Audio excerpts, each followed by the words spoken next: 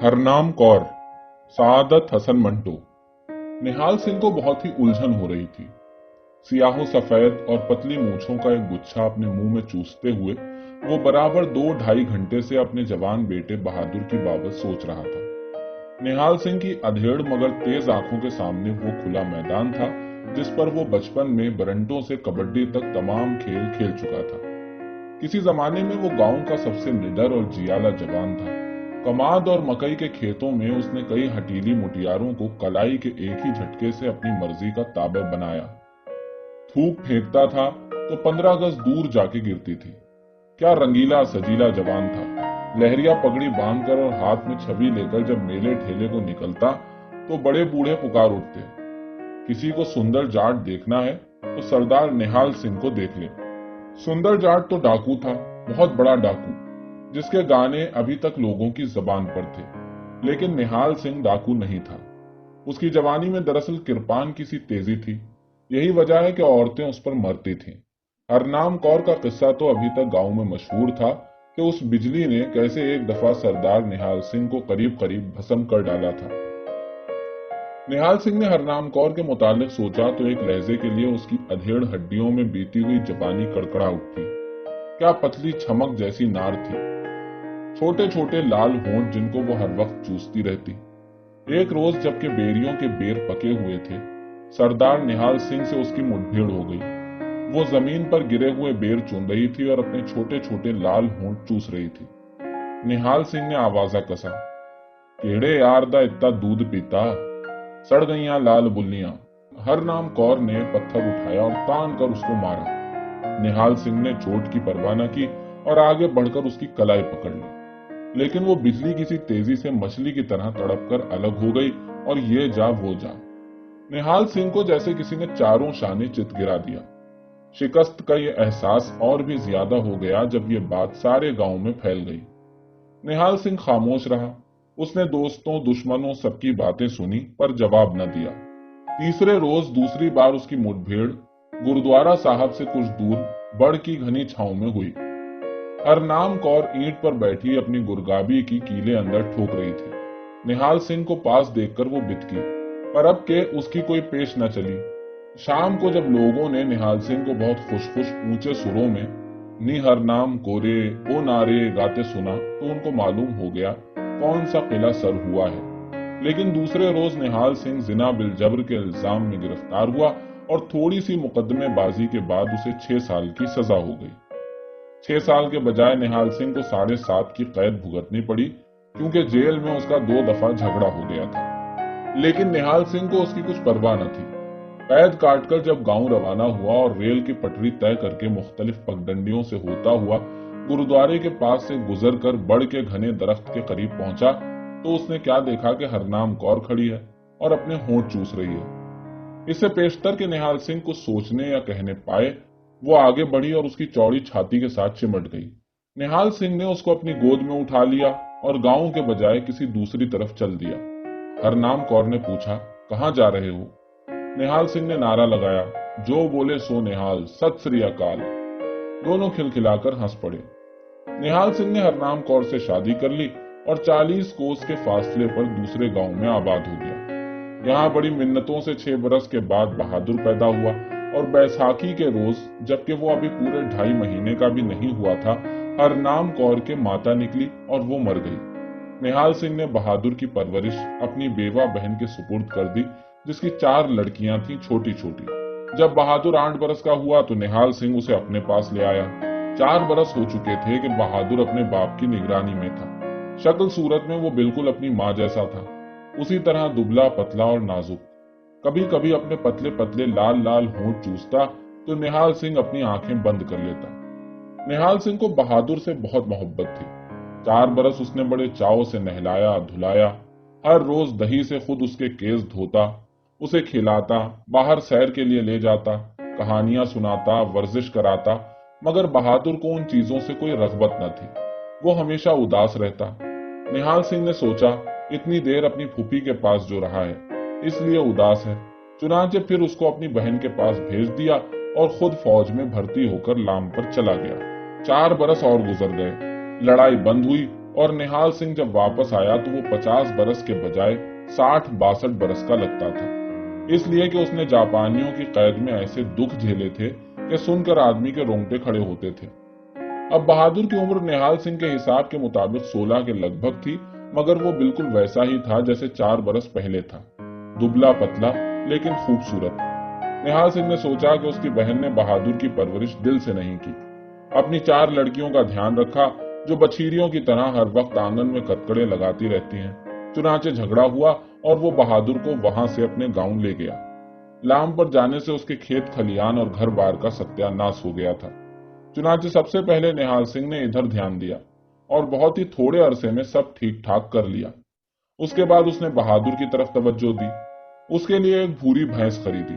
मगर निहाल सिंह को इस बात का दुख ही रहा कि बहादुर को दूध, दही और मक्खन से कोई दिलचस्पी नहीं थी। जाने कैसी ऊट पटांग चीजें उसे भाती थी। कई दफा निहाल सिंह को गुस्सा आया मगर वो पी गया, इसलिए कि उसे अपने लड़के से बेइंतहा मोहब्बत थी।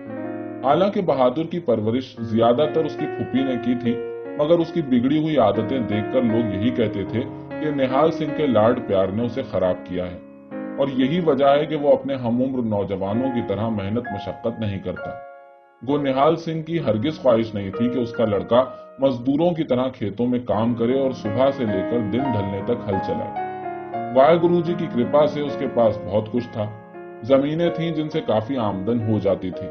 सरकार से जो अब पेंशन मिल रही थी वो अलग थी, लेकिन फिर भी उसकी ख्वाहिश थी, दिली ख्वाहिश थी कि बहादुर कुछ करे। क्या, ये निहाल सिंह नहीं बता सकता था।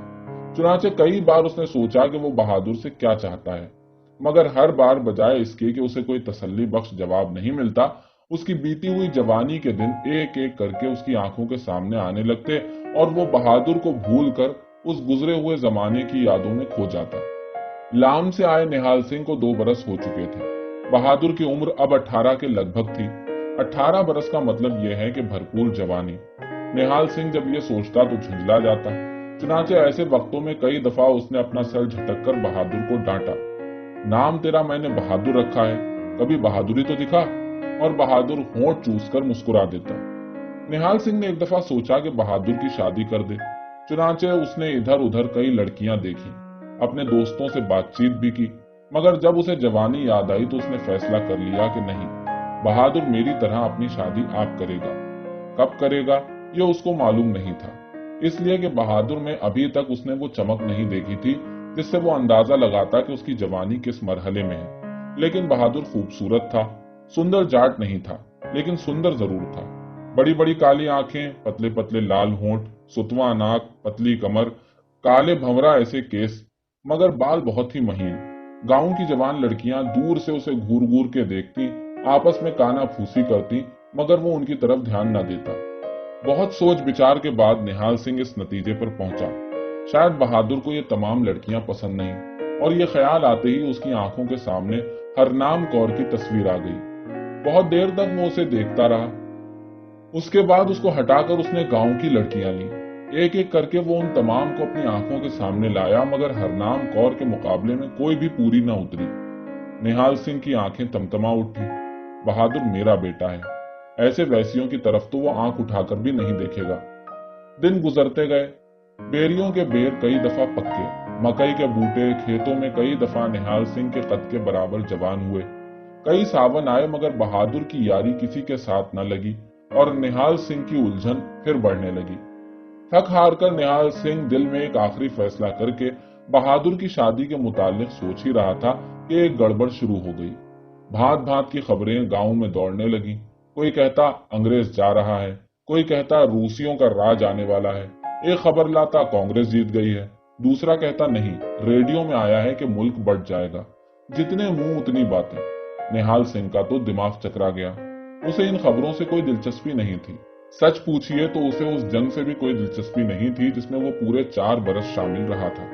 वो चाहता था कि आराम से बहादुर की शादी हो जाए और घर में उसकी बहू आ जाए। लेकिन एकदम जाने क्या हुआ, खबर आई कि मुल्क बढ़ गया है, हिंदू मुसलमान अलग अलग हो गए हैं। बस फिर क्या था, चारों तरफ भगदड़ सी मच गई। चल चलाओ शुरू हो गया और फिर सुनने में आया कि हजारों की तादाद में लोग मारे जा रहे हैं, सैकड़ों लड़कियां अगवा की जा रही हैं, लाखों का माल लूटा जा रहा है। कुछ दिन गुजर गए तो पक्की सड़क पर काफिलों का आना जाना शुरू हुआ। गांव वालों को जब मालूम हुआ तो मेले का सा समा पैदा हो गया। लोग 100-100, 200-100 की टोलियां बनाकर जाते। जब लौटते तो उनके साथ कई चीजें होती। गाय, भैंस, बकरियां, घोड़े, ट्रंक, बिस्तर और जवान लड़कियां। कई दिनों से यह सिलसिला जारी था। गांव का हर जवान कोई न कोई कारनामा दिखा चुका था। हत्ता के मुखिया का नाटा और कुबड़ा लड़का दरियाम सिंह भी। उसकी पीठ पर बड़ा कोहान था, टांगे टेढ़ी थी, मगर ये भी 4 रोज हुए पक्की सड़क पर से गुजरने वाले एक काफिले पर हमला करके एक जवान लड़की उठा लाया था। निहाल सिंह ने उस लड़की को अपनी आंखों से देखा था। खूबसूरत थी, बहुत ही खूबसूरत थी, लेकिन निहाल सिंह ने सोचा कि हरनाम कौर जितनी खूबसूरत नहीं है। गांव में कई दिन से खूब चहल पहल थी। चारों तरफ जवान शराब के नशे में धुत बोलियां गाते फिरते थे। कोई लड़की भाग निकलती तो सब उसके पीछे शोर मचाते दौड़ते। कभी लूटे हुए माल पर झगड़ा हो जाता तो नौबत मरने मारने पर आ जाती। चीखों पुकार तो हर घड़ी सुनाई देती थी। गरज के बड़ा मजेदार हंगामा था, लेकिन बहादुर खामोश घर में बैठा रहता। शुरू शुरू में तो निहाल सिंह बहादुर की इस खामोशी के मुतालिक बिल्कुल गाफिल रहा, लेकिन जब हंगामा और ज्यादा बढ़ गया और लोगों ने मजाकिया लहजे में उससे कहना शुरू किया, क्यों सरदार निहाल सैया, तेरे बहादुर ने सुना है बड़ी बहादुरियां दिखाई हैं, तो वो पानी पानी हो गया। चौपाल पर एक शाम को यरकान के मारे हुए हलवाई बशीशर ने दून की फेंकी और निहाल सिंह से कहा, 2 तो मेरा गंडा सिंह लाया है, 1 मैं लाया हूं, बंद बोतल।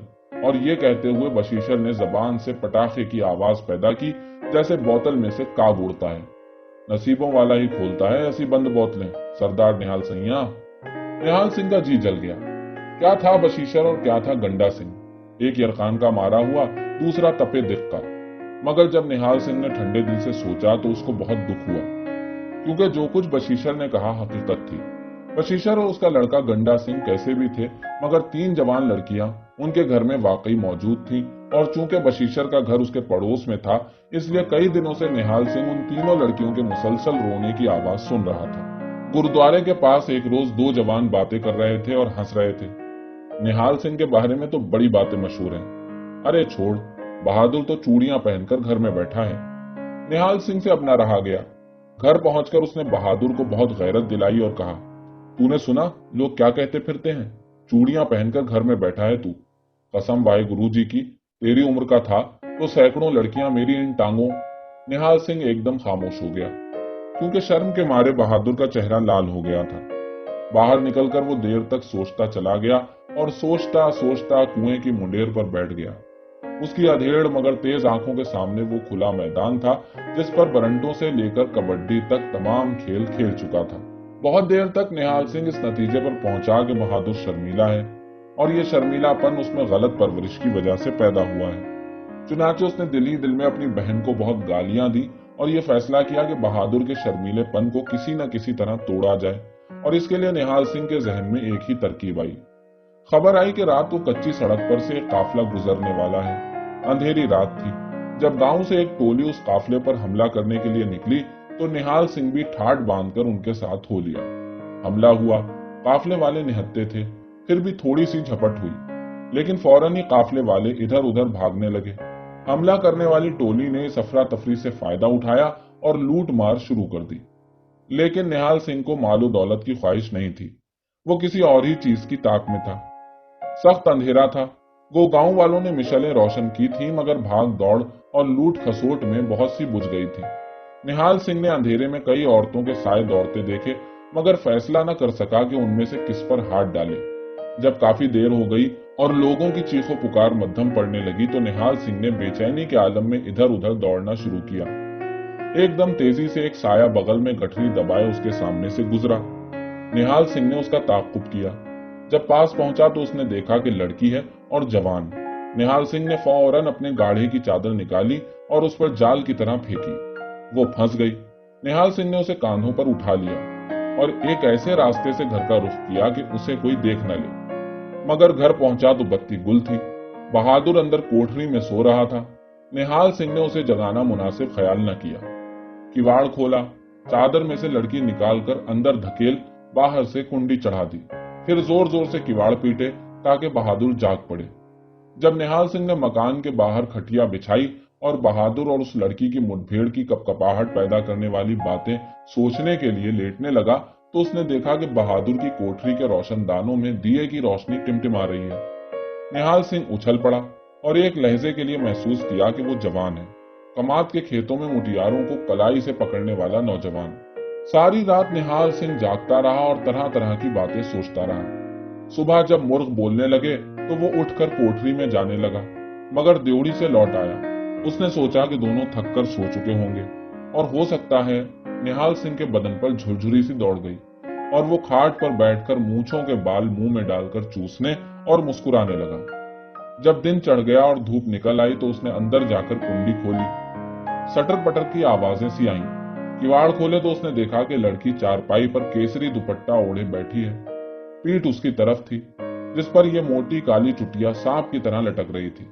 जब निहाल सिंह ने कोठरी के अंदर कदम रखा तो लड़की ने पांव ऊपर उठा लिए और सिमटकर बैठ गई। ताक में दिया अभी तक जल रहा था। निहाल सिंह ने फूंक मारकर उसे बुझाया और दफतन उसे बहादुर का ख्याल आया। बहादुर कहाँ है? उसने कोठरी में इधर उधर नजर दौड़ाई, मगर वो कहीं नजर न आया।